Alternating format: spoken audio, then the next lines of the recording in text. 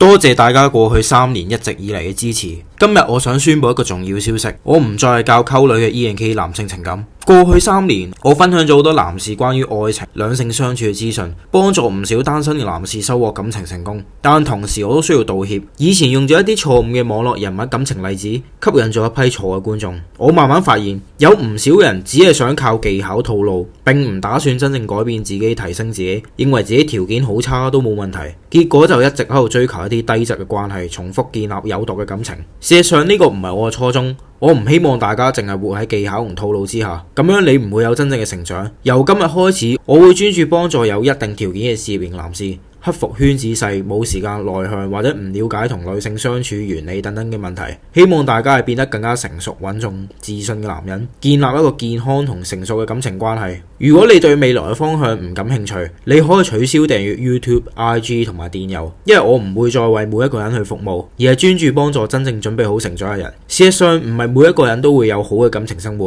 唔係每一個人都志同道合，唔係每一個人都適合睇我嘅影片。呢一句唔係抱怨，而係一個事實。每個人都有自己人生嘅重點同方向，即使此處要分離，我哋仍然可以互相尊重、互相祝福。願你可以揾到屬於自己嘅方向，活出屬於你嘅人生。